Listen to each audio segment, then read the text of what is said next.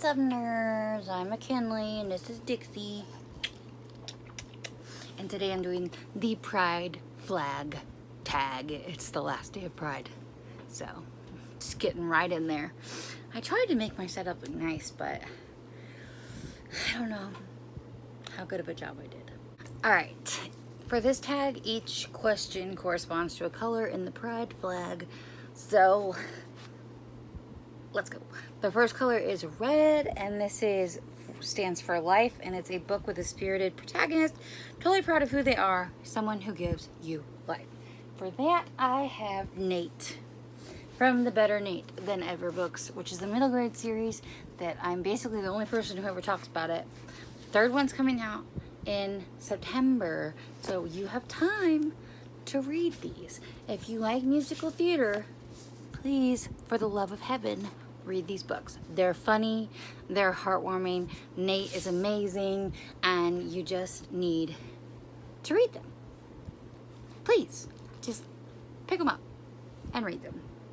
Okay? Were we in agreement? Thank you. Thank you so much. The next question, or next color, is orange, healing, a book that made you, as the reader, find a deeper meaning or catharsis in your own life. For this one, I have two answers, and the first one would be Honor Girl by Maggie Thrash. This is a memoir.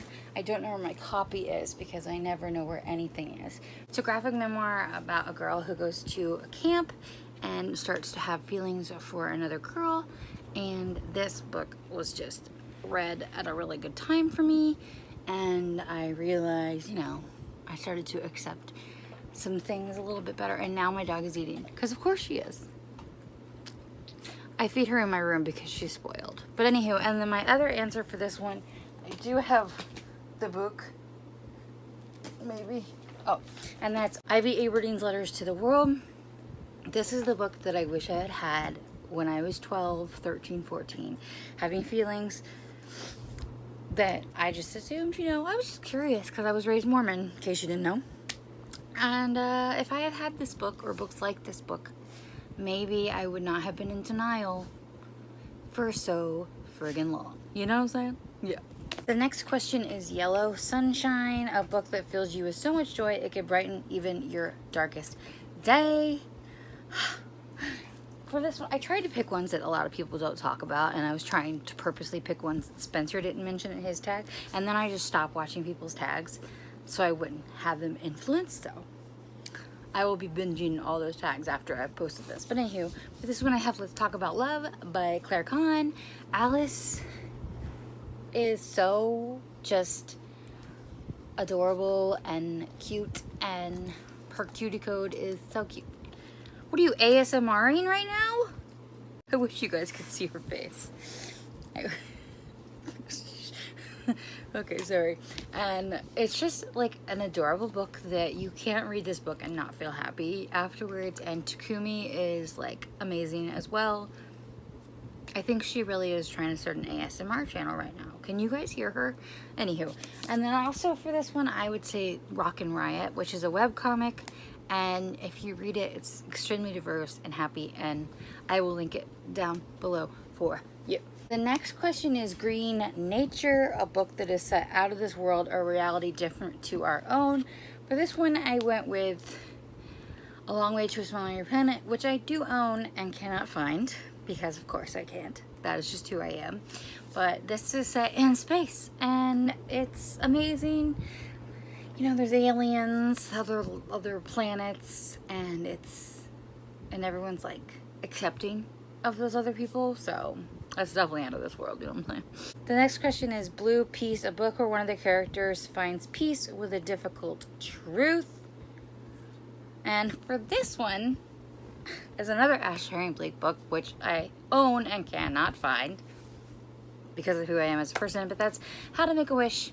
And in this one, she's kind of having to come to terms with her mom as an alcoholic and kind of accepting that she can't fix her, and it's a great book. All of Ashley Herring Blake is one of my favorite authors of all time, so you should just go read all of her books. I haven't read Suffer Love, but I'm going to.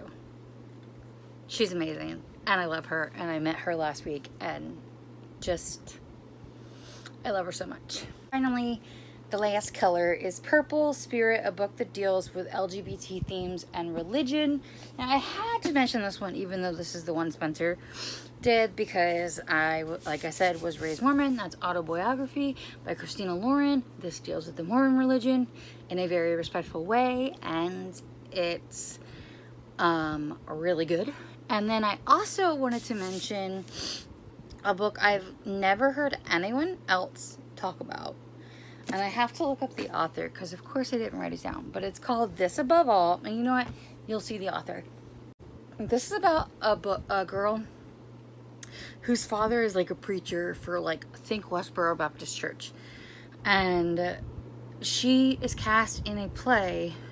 I want to say it was Romeo and Juliet, where she's playing Romeo to someone else's Juliet.